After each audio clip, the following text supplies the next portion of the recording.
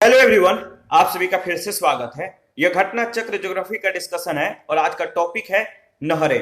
तो चलिए स्टार्ट करते हैं। देखिए, सुएज नहर मिस्र के सिनाई प्रायद्वीप में बनाई गई विश्व की सबसे बड़ी कृत्रिम नहर है। सुएज नहर मिस्र के सिनाई प्रायद्वीप में बनाई गई विश्व की सबसे बड़ी कृत्रिम नहर है। 1869 में इसकी लंबाई 164 किलोमीटर थी। 2015 में इसकी कुल लंबाई 193.30 किलोमीटर थी। भूमध्य सागर और लाल सागर को जोड़ने वाली इस नहर को 17 नवंबर 1869 को जहाजों के आवागमन के लिए खोल दिया गया था। मिस्र ने 26 जुलाई 1956 को इस नहर का राष्ट्रीयकरण कर दिया था। इसके दक्षिणी सिरे पर स्वेज शहर में तौफीक बंदरगाह और उत्तरी सिरे पर पोर्ट सईद बंदरगाह स्थित है। इस नहर के बन जाने से यूरोप और एशिया के बीच की दूरी जो है काफी कम हो गई है। सुएज नहर विश्व की सबसे बड़ी पोतवाहक नहर है। इस नहर को बनाने में फ्रांसीसी इंजीनियर फर्डिनेंड द लेसेप्स की महत्वपूर्ण भूमिका थी। याद रखिए, किसकी? फर्डिनेंड द लेसेप्स की।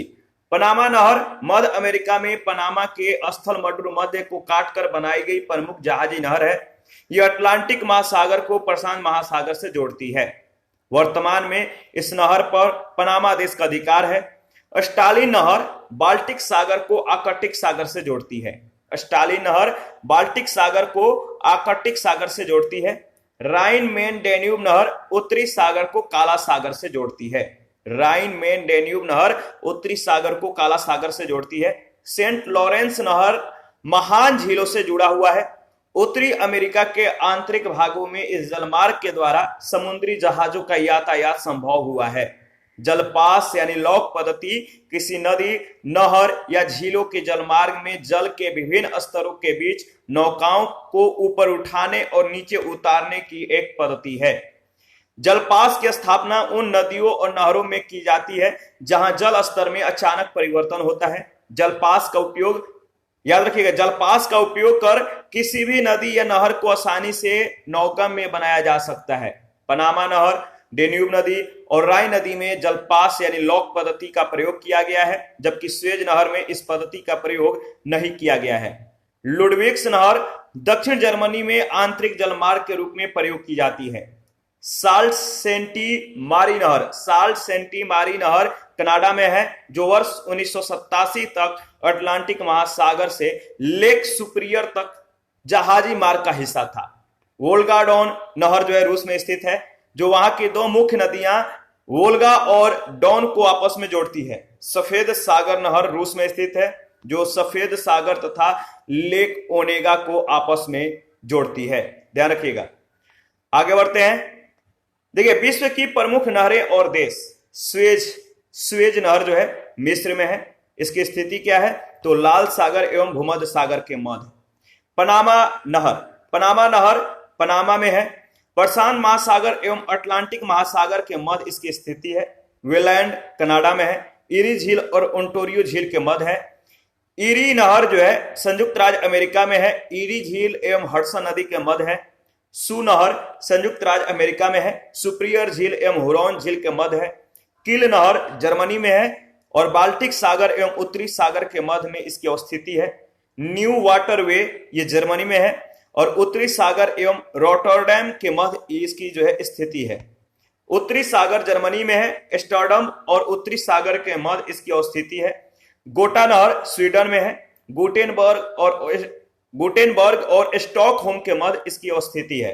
वोल्गा डॉन जो नहर है रूस में है और स्टालिनग्राड एवं रोस्टोव के मध्य इसका स्थिति है। ध्यान रखिएगा।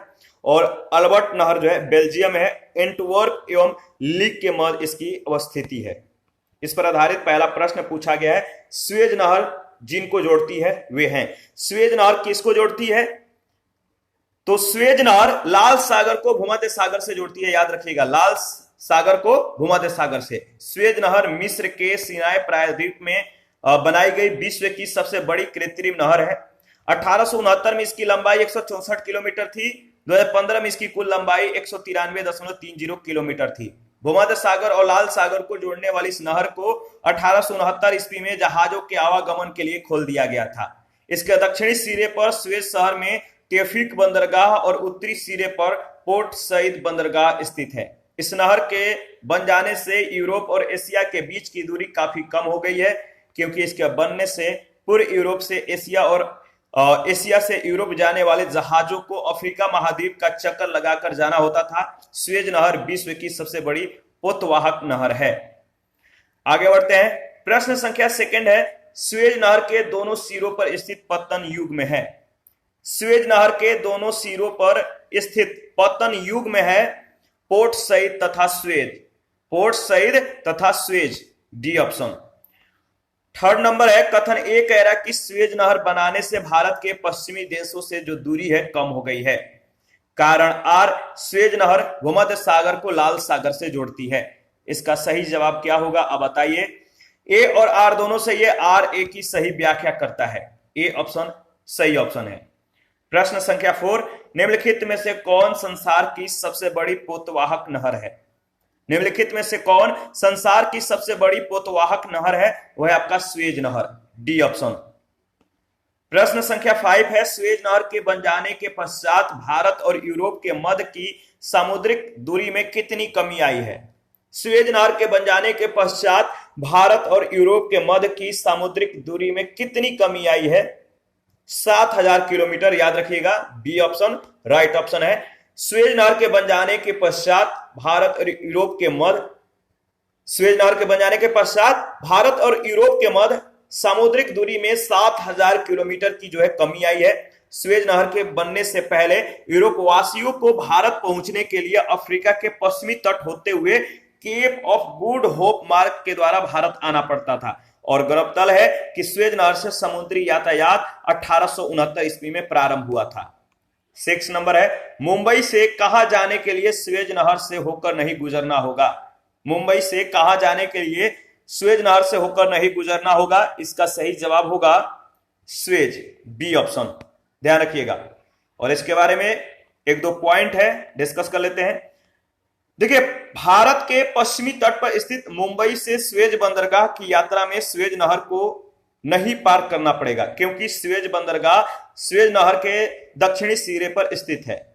7 नंबर, पनामा नहर जोड़ती है। पनामा नहर जोड़ती है तो देखिए प्रशांत महासागर एवं अंध महासागर को, प्रशांत महासागर एवं अंध महासागर को, बी ऑप्शन बिल्कुल सही ऑप्शन है। पनामा नहर मध्य अमेरिका में पनामा के स्थल मड्रू मध्य को काटकर बनाई गई प्रमुख जहाजी नहर है। यह अटलांटिक महासागर को प्रशांत महासागर से जोड़ती है। 8 नंबर है, सू नहर जोड़ती है। सू नहर जोड़ती है सुपिरियर को ह्यूरोन को। तो सू नहर किसको किससे जोड़ती है, तो सुपिरियर और ह्यूरोन को। सू नहर उत्तरी अमेरिका की 5 महान झीलों में से 2 सुपिरियर और ह्यूरोन झीलों को जोड़ती है। 2 सुपिरियर और ह्यूरोन जो झील है इनको जोड़ती है। 9 नंबर है, निम्नलिखित देशों में से कौन सा एक प्रशांत महासागर और अटलांटिक महासागर को जोड़ने के लिए पनामा नहर के प्रतिद्वंदी के निर्माण के लिए योजना बना रहा है। निम्नलिखित देशों में से कौन सा एक प्रशांत महासागर और अटलांटिक महासागर को जोड़ने के लिए पनामा नहर के प्रतिद्वंदी के निर्माण के लिए योजना बना रहा है। तो सही जवाब है निकारागुआ, यानी डी ऑप्शन। 4 अक्टूबर 2006 को निकारागुआ के राष्ट्रपति इनरिक बोलानोस की घोषणा अनुसार उनका देश अटलांटिक महासागर और प्रशांत महासागर को जोड़ने वाले जलमार्ग की योजना बना रहा है। 2021 तक की स्थिति के अनुसार निकारागुआ नहर का निर्माण कार्य जो है कार्यान्वित नहीं हो सका है। 10 नंबर है, किल नहर जिन्हें जोड़ती है। किल नहर किसको किससे जोड़ती है, तो याद रखिएगा किल नहर जो है उत्तरी सागर को बाल्टिक सागर से जोड़ती है। किल नहर उत्तरी सागर को बाल्टिक सागर से जोड़ती है। ए ऑप्शन आपका बिल्कुल सही ऑप्शन है। आगे बढ़ते हैं। 11 नंबर, निम्नलिखित में से कौन सा अंतरराष्ट्रीय जलमार्ग का प्रचालन जलपास यानी लॉक पद्धति के द्वारा किया जाता है। कौन सा अंतरराष्ट्रीय जलमार्ग का प्रचालन जलपास यानी लॉक पद्धति के द्वारा किया जाता है, तो देखिए दिए गए विकल्प में पनामा नहर, ठीक है, पनामा नहर, डेन्यूब नदी और राइन नदी में जलपास पद्धति का प्रयोग किया गया है, जबकि स्वेज नहर में इस पद्धति का प्रयोग नहीं किया गया है। 12 नंबर, निम्नलिखित में से कौन सी नहर दक्षिण जर्मनी में आंतरिक जलमार्ग के रूप में प्रयोग की जाती है। निम्नलिखित में से कौन सी नहर दक्षिण जर्मनी में आंतरिक जलमार्ग के रूप में प्रयोग की जाती है, तो लुडविग्स नहर, सी ऑप्शन। लुडविग्स नहर दक्षिण जर्मनी में आंतरिक जलमार्ग के रूप में प्रयोग की जाती है। साल्ट सेंटी मारी नहर कनाडा में है। 1987 तक अटलांटिक महासागर से लेक सुपीरियर तक जहाजी मार्ग का हिस्सा था। देखिए वोल्गा डॉन नहर रूस में स्थित है, जो वहां की दो मुख्य नदियों वोल्गा और डॉन को आपस में जोड़ती है। सफेद सागर नहर रूस में स्थित है, जो सफेद सागर तथा लेक ओनेगा को आपस में जोड़ती है। 13 नंबर है सूची 1 सूची 2 के साथ मिलान कीजिए।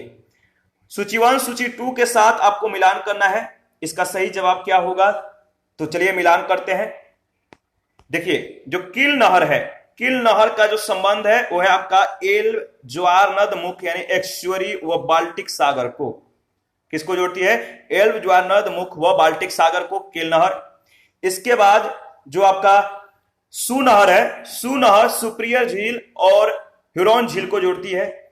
पनामा नहर, पनामा नहर जो है ये अटलांटिक महासागर और प्रशांत महासागर को जोड़ती है। और स्वेज नहर जो है आपका भूमध्य सागर को लाल सागर से जोड़ती है। तो इसका सही जो ऑप्शन होगा ए ऑप्शन राइट ऑप्शन है। किल नहर एल्ब ज्वार नद मुख एक्सुअरी व बाल्टिक सागर को, सू नहर सुपीरियर झील व ह्यूरॉन झील को, पनामा अटलांटिक महासागर व प्रशांत महासागर को, और स्वेज नहर भूमध्य सागर व लाल सागर को जोड़ती है। ठीक है, आगे बढ़ते हैं और इसी के साथ आज का सेशन समाप्त करते हैं। नेक्स्ट सेशन में विश्व के प्रमुख बांध के बारे में हम लोग डिस्कस करेंगे। तो आप अपना प्रतिक्रिया जरूर दीजिए। आपके प्रतिक्रियाओं का हमें बेसब्री से इंतजार रहता है। जिन लोगों ने Telegram channel, Telegram quiz group, Facebook page, Instagram को ज्वाइन नहीं किया, वीडियो के डिस्क्रिप्शन बॉक्स में उसका लिंक है, आप ज्वाइन कर सकते हैं। जिन लोगों को घटना चक्र का पीडीएफ चाहिए आप कमेंट कर सकते हैं, या चैनल के कम्युनिटी बॉक्स में, या चैनल के जो क्विज ग्रुप के चैनल है उस पे, या चैनल जो टेलीग्राम चैनल है उसके क्विज सेक्शन में जाइए, वहां पे इसके रिगार्डिंग में इंफॉर्मेशन को शेयर कर दिया गया है। तो थैंक यू, मिलते हैं नेक्स्ट सेशन में।